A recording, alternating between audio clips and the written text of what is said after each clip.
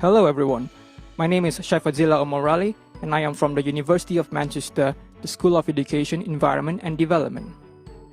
In this video, I will be presenting my conference paper entitled The Effects of Digital Literacy on Postgraduate Students' Use of the Internet for Academic Purposes. Digital literacy is itself not exclusive to the Internet, as it also encompasses many offline digital activities. This study came to existence because of my observations of how digital literacies are increasingly becoming important to function in academic environments, particularly in higher education, where the use of formal technologies such as virtual learning environments and learning management systems such as Blackboard are becoming commonplace. In addition to these systems, faculty members and students who have become accustomed to technology use are increasingly taking advantage of mobile applications and online educational software. For many decades, students have always been expected to have a command of certain information literacies, to search for books in the library using the Dewey system, for example, to use glossaries and index pages, to collect information from different journals. These have all been done without technology in the past. But now, in a seemingly digitized academic world, digital literacy is becoming a prerequisite. So, what is digital literacy? According to Martin, digital literacy is the awareness, attitude, and ability of individuals to appropriately use digital tools and facilities to identify, access, manage, integrate, evaluate, analyze, and synthesize digital resources, construct new knowledge, create media expressions, and communicate with others in the context of specific life situations in order to enable constructive social action and to reflect upon this process. Taking this statement as our definition, as how many other agencies of digital literacies have done, we can highlight 7 forms of digital literacy, of handling digital information. We start with identifying information, accessing information, managing information. These are basic skills of information retrieval that can be done on Google or other database.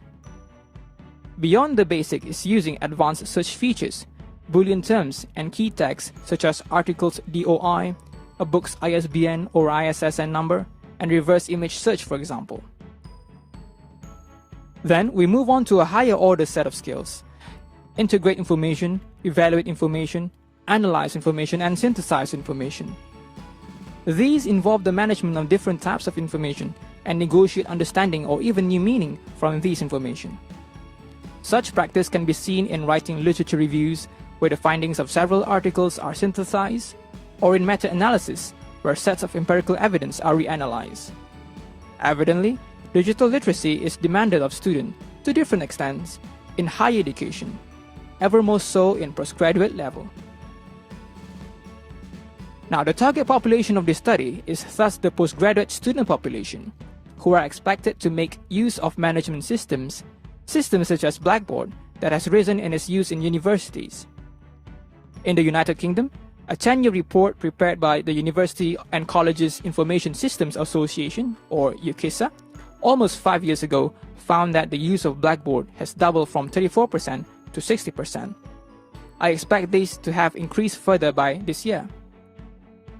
Universities have unanimously taken in the use of learning management systems as beneficial in this era of digital and digitized information. Similarly, students are increasingly digitized themselves, provided of course that they come from digitized environments in the first place. The matter of postgraduate education is that students come from different nationalities, and some from settings devoid of digital technology.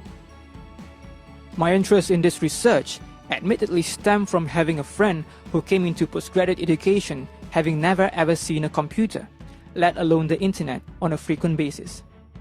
There is a wide range of digital literacies among students, ranging from students who can use Mendeley and Google Apps for integrating information, to students who struggle with typing on Microsoft Word.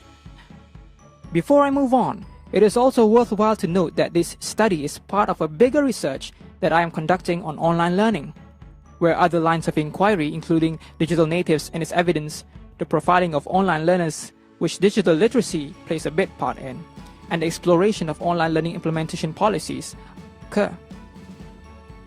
So, what does the literature have to say about digital literacy? From a quick search in online databases, it is one of the most extensively researched area in educational technology, as its predecessor and indeed interchangeable homonym, information literacy. There has been extensive work on the European Union Digital Literacy Framework, or DigEULit.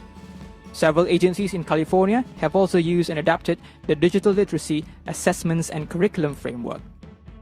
Many researchers have dedicated articles on digital literacy, such as by Blakenot and else, who focus on assessing students' readiness to higher education. At this stage, what is suggestive is that there is a diverse range of students' characteristics, possibly demographic and psychographic characteristics that influence their uptake of using the internet for academic purposes.